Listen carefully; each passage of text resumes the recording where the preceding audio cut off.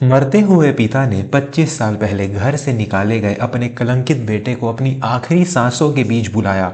जब वह घर लौटा तो पिता ने एक ऐसा खौफनाक राज खोला जिसे सुनकर घमंडी सौतेली माँ और भाइयों के पैरों तले जमीन खिसक गई। नमस्कार दोस्तों, मैं हूँ आपका दोस्त विवेक वर्मा और आज वर्मा स्टोरीज पर मैं आपके लिए एक ऐसी कहानी लेकर आया हूँ जो रिश्तों की गहराई, त्याग और पश्चाताप का एक ऐसा आईना है जिसे देखकर शायद आपकी भी आंखें नम हो जाएं। यह कहानी हमें सिखाती है कि सच चाहे कितनी भी गहरी खाइयों में क्यों ना दफन कर दिया जाए, समय आने पर वह अपना रास्ता ढूंढ ही लेता है। बनारस के सबसे रईस और प्रतिष्ठित रेशम व्यापारियों में से एक सेठ देवदत्त की हवेली में आज एक अजीब सा सन्नाटा पसरा हुआ था। वो हवेली कभी लोगों की भीड़ और ठहाकों से गूंजती थी, आज वहां मौत की खौफनाक शांति छाई हुई थी। 60 वर्षीय सेठ देवदत्त एक ऐसी अशांत बीमारी से जूझ रहे थे जिसने उनके शरीर को पूरी तरह से खोखला कर दिया था। वैद्य अपनी जवाबदेही दे चुके थे और कह दिया था कि सेठ जी का जीवन अब बस कुछ ही घंटों का मेहमान है। कमरे में उनकी दूसरी पत्नी सुलोचना और उनके 2 बेटे राघव और वेदांत मौजूद थे। सुलोचना के चेहरे पर दुख तो था, लेकिन उसकी आंखों में हवेली और संपत्ति के भविष्य की चिंता भी साफ झलक रही थी। देवदत्त की सांसें उखड़ रही थी। उन्होंने बड़ी मुश्किल से अपनी आंखें खोली और अपने कांपते हुए हाथ से सुलोचना को अपने पास बुलाया। सुलोचना तुरंत उनके पास गई और बोली, आप चिंता मत कीजिए जी, मैंने हवेली के सारे कागजात राघव और वेदांत के नाम करवा दिए हैं। बस आपके अंगूठे का निशान बाकी है। आप शांति से, मेरा मतलब है आप आराम कीजिए। देवदत्त ने ना में सिर हिलाया। उनकी आंखों में आंसू बहने लगे। उन्होंने अपनी पूरी ताकत बटोरते हुए एक ऐसी बात कही जिसने कमरे में मौजूद हर इंसान की सांसें अटका दी। देवदत्त ने कहा, मुझे मुझे किसी कागजात पर निशान नहीं लगाना। मेरी आखिरी इच्छा है कि मेरे प्राण निकलने से पहले मेरे सबसे बड़े बेटे एकांश को यहाँ बुलाया जाए। एकांश, यह नाम सुनते ही सुलोचना के चेहरे का रंग उड़ गया। यह वो नाम था जिसे इस हवेली में पिछले 25 सालों से लेना भी पाप माना जाता था। एकांश देवदत्त की पहली पत्नी का बेटा था। सुलोचना गुस्से से तिलमिला उठी। आप होश में तो हैं? उस चोर और कलंकित इंसान का नाम आप अपने अंतिम समय में क्यों ले रहे हैं? क्या आप भूल गए कि 25 साल पहले उसने हमारे कुल देवता के मंदिर में खानदानी गहने चुराए थे? उसी की वजह से पूरे बनारस में हमारी नाक कट गई थी। मैंने उसे धक्के मारकर हवेली से निकाला था और आज आप उसे वापस बुलाना चाहते हैं? राघव ने भी अपनी माँ की हाँ में हाँ मिलाते हुए कहा, पिताजी, माँ सही कह रही है। उस इंसान का इस हवेली से कोई नाता नहीं है। हम दोनों हैं ना आपके पास? लेकिन देवदत्त अपनी बात पर अड़े रहे। उनकी सांसें और भी तेज हो गई और उन्होंने खांसते हुए कहा, अगर एकांश नहीं आया तो मेरी आत्मा को कभी शांति नहीं मिलेगी। मेरी आखिरी इच्छा पूरी करो, उसे बुलाओ। दोस्तों, अगर आपको यह कहानी यहाँ तक पसंद आ रही है तो उस आगे जो राज खुलने वाला है वो आपके रोंगटे खड़े कर देगा। इसी तरह की दिल छू लेने वाली कहानियों के लिए अभी हमारे चैनल वर्मा स्टोरीज को सब्सक्राइब करें। आपका एक सब्सक्राइब हमें ऐसी ही मार्मिक कहानियाँ आप तक पहुँचाने की प्रेरणा देता है। सब्सक्राइब का बटन दबाएं और बेल आइकन को जरूर दबाएं ताकि कोई भी कहानी आपसे छूट न जाए। तो चलिए हवेली के उस खौफनाक सच की तरफ लौटते हैं। सुलोचना और उसके बेटों को हार माननी पड़ी। देवदत्त के एक पुराने मुनीम को एकांश की खोज में भेजा गया। एकांश अब शहर के दूर एक छोटे से गांव में एक साधारण से विद्यालय में शिक्षक की नौकरी करता था। जब उसे अपने पिता की अंतिम अवस्था की खबर मिली तो वह बिना एक क्षण गंवाए अपने उसी साधारण से लिबास में बनारस के लिए निकल पड़ा। शाम ढलते ढलते एकांश हवेली के दरवाजे पर पहुंच गया। हवेली का कोना कोना उसे उसके बचपन की याद दिला रहा था, लेकिन यह वही जगह थी जहां से उसे अपमानित करके निकाला गया था। जैसे ही एकांश ने हवेली में कदम रखा, सुलोचना ने उसे ड्योढ़ी पर ही रोक लिया।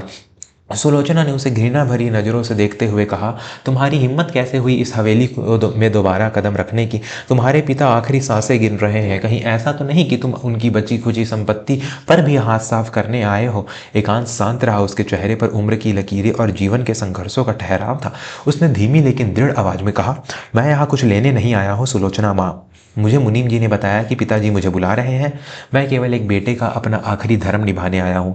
एकांश सीधा अपने पिता के कमरे में चला गया। जैसे ही उसने देवदत्त को उस जर्जर अवस्था में देखा, उसकी आंखों से आंसू छलक पड़े। वह जाकर देवदत्त के बिस्तर के पास जमीन पर बैठ गया और उसने अपने पिता का कांपता हुआ हाथ अपने हाथों में ले लिया। देवदत्त ने जब एकांश को देखा तो उनकी आंखों में एक अजीब सी चमक और गहरा पश्चाताप दिखाई दिया। उन्होंने एकांश के सिर पर हाथ फेरते हुए कहा, बेटा, मुझे माफ कर दे। मैंने तेरे साथ जो किया उसकी सजा मुझे आज ये मौत दे रही है। सुलोचना ने पीछे से ताना मारते हुए कहा, माफी? आप इस चोर से माफी क्यों मांग रहे हैं? इसने हमारे परिवार का नाम मिट्टी में मिला दिया था। देवदत्त ने अपनी पूरी ताकत से सुलोचना की तरफ देखा और कहा, चुप रहो सुलोचना, आज मैं वो सच बोलूंगा जो मैंने 25 सालों तक अपने सीने में एक नासुर की तरह छिपा रखा है। आज इस हवेली का हर इंसान सच जानेगा। कमरे में सन्नाटा छा गया। राघव और वेदांत भी हैरानी से अपने पिता को देखने लगे। एकांश ने देवदत्त को रोकते हुए कहा, पिताजी, रहने दीजिए, जो बीत गया उसे बीत जाने दीजिए, आपको इस समय आराम की जरूरत है। लेकिन देवदत्त नहीं रुके। उनकी आंखों से पश्चाताप के आंसुओं की धारा बह निकली। उन्होंने हाफते हुए कहना शुरू किया, 25 साल पहले हमारा रेशम का व्यापार पूरी तरह से डूबने वाला था। मुझ पर बड़े बड़े साहूकारों का भारी कर्ज था। अगर मैं वो कर्ज नहीं चुकाता तो वो लोग मुझे जान से मार देते और इस हवेली पर कब्जा कर लेते। मेरे पास कोई रास्ता नहीं बचा था। देवदत्त ने एक गहरी सांस ली और आगे कहा, इसलिए उस रात कुल देवता के मंदिर से वो खानदानी गहने किसी और ने नहीं, मैंने चुराए थे। यह सुनते ही सुलोचना के पैरों तले जमीन खिसक गई। राघव और वेदांत की आंखें फटी की फटी रह गई। सुलोचना ने कांपती आवाज में पूछा, आप क्या कह रहे हैं? अगर गहने आपने चुराए थे तो फिर एकांश को चोर क्यों कहा गया? मेरे प्यारे श्रोताओं, क्या आप महसूस कर सकते हैं उस बेटे का दर्द जिसने 25 साल तक उस गुनाह की सजा काटी जो उसने किया ही नहीं था। ऐसी ही भावनाओं से जुड़ी सच्ची और मार्मिक कहानियां सिर्फ आपको वर्मा स्टोरीज पर ही मिलेंगी। अगर आपका दिल इस कहानी से जुड़ चुका है तो तुरंत वर्मा स्टोरीज को सब्सक्राइब करें और हमारे इस परिवार का हिस्सा बने। आपकी भावनाओं का सम्मान करना ही हमारा लक्ष्य है। प्लीज़ सब्सक्राइब करें। देवदत्त ने रोते हुए जवाब दिया, जब पूरे बनारस में चोरी की खबर फैली तो पंचायत बैठाई गई। अगर पंचायत के सामने मेरा सच आ जाता तो मेरा सम्मान, मेरा व्यापार और यह हवेली सब कुछ नीलाम हो जाता। मैं उस रात एकांश के पास गया था। मैं उसके पैरों में गिरकर फूट फूट कर रोया था। मैंने उससे कहा था कि मेरी इज्जत बचा ले, और इस 15 साल के लड़के ने अपने बाप की इज्जत बचाने के लिए पूरी पंचायत के सामने अपने ऊपर वो कलंक ले लिया। देवदत्त की आवाज़ अब टूटने लगी थी। उन्होंने सुलोचना की तरफ देखते हुए कहा, तुमने और पूरे समाज ने उस दिन इस पर थूका था, इसे गालियाँ दी थी, धक्के मारकर घर से निकाला था, और यह एक शब्द नहीं बोला। यह सब कुछ सहता रहा सिर्फ इसलिए ताकि इसके पिता का सिर समाज में झुका न रहे। मैंने अपनी कायरता छुपाने के लिए अपने सबसे होनहार बेटे की बलि चढ़ा दी। सुलोचना जमीन पर धड़ाम से बैठ गई। उसे अपनी उन सारी गालियों और उस क्रूरता की याद आने लगी जो उसने एकांश के साथ की थी। राघव और वेदांत जो अब तक हवेली की संपत्ति पर घमंड करते थे, उन्हें एहसास हुआ कि जिस विलासिता में वो पले बढ़े हैं वह एकांश के उस बलिदान की बदौलत है। देवदत्त ने तकिए के नीचे से एक कागज निकाला और मुनीम की तरफ इशारा किया, मैंने अपनी सारी संपत्ति, यह हवेली, मेरा सारा व्यापार, सब कुछ एकांश के नाम कर दिया है, और मेरी आखिरी इच्छा है कि मेरी चिता को मुखाग्नि सिर्फ एकांश देगा। राघव और वेदांत शर्म से अपना सिर झुकाए खड़े रहे। उनके पास कहने के लिए एक शब्द नहीं था। सुलोचना रोते हुए एकांश के पैरों में गिर पड़ी। मुझे माफ़ कर दे बेटा, मैं तो डायन निकली।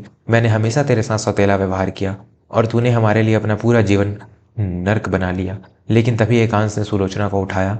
उसने देवदत्त के हाथ से संपत्ति के वो कागजात लिए और बिना कुछ सोचे उन्हें बीच से फाड़ दिया। कमरे में मौजूद हर इंसान सन्ने रह गया। देवदत्त ने हैरानी से पूछा, ये तूने क्या किया बेटा? ये तेरा हक है। एकांश ने बहुत ही शांत और सौम्य स्वर में कहा, पिताजी, मैंने 25 साल पहले वो कलंक संपत्ति के लिए अपने सिर पर नहीं लिया था। मैंने वो इसलिए किया था क्योंकि आप मेरे पिता हैं और एक बेटे का धर्म है अपने पिता की रक्षा करना। मुझे ना तो आपके परिवार व्यापार की ज़रूरत है और ना ही इस हवेली की। मैंने एक शिक्षक के रूप में जो सुकून कमाया है वह इस हवेली की दीवारों में नहीं है। और जहाँ तक मुखाग्नि की बात है, राघव और वेदांत का इस पर पूरा हक है। उन्होंने आपके बुढ़ापे में आपकी सेवा की है। एकांश ने अपने पिता का माथा चूमा और कहा, मैं यहाँ सिर्फ इसलिए आया था ताकि मेरे सिर से वो कलंक हट सके और मैं चैन से जी सकूं। आज मैं आज़ाद हूँ। यह सुनते ही देवदत्त की आंखों में एक अजीब सी शांति छा गई। उनके चेहरे पर एक हल्की सी मुस्कान आई। उन्होंने एक लंबी सांस ली और उनकी आंखें हमेशा के लिए बंद हो गई। हवेली में रोने की आवाज़ें गूंजने लगी, लेकिन एकांश चुपचाप बिना किसी शोर के हवेली के दरवाजे से बाहर निकल गया। सुलोचना, राघव और वेदांत उसे जाते हुए देखते रहे। वे समझ चुके थे कि उन्होंने केवल एक भाई को नहीं बल्कि उस घर के देवता को खो दिया है, जो अपने पीछे उनके लिए एक ऐसा सबक छोड़ गया जिसे वो ताउम्र नहीं भूल पाएंगे। तो दोस्तों, एकांश के इस महान त्याग और उस परिवार के पश्चाताप की यह कहानी आपको कैसी लगी? कभी कभी सच्चाई अपना समय लेती है, लेकिन जब वह बाहर आती है तो बड़े बड़े घमंड को चूर चूर कर देती है। अगर एकांश के किरदार ने आपके दिल को छुआ है तो इस वीडियो को लाइक करें और कमेंट में अपने विचार जरूर साझा करें। और हाँ, ऐसी ही दिल को गहराई तक छू लेने वाली, जीवन के असल मूल्यों को दर्शाने वाली कहानियों को सुनने के लिए आपके अपने चैनल वर्मा स्टोरीज को अभी सब्सक्राइब करें, लाल रंग के सब्सक्राइब बटन को दबाएं और हमसे जुड़ें। मैं आपका दोस्त विवेक वर्मा जल्द ही मिलूंगा एक नई और भावुक कहानी के साथ। तब तक के लिए अपना और अपने परिवार का ख्याल रखें। धन्यवाद।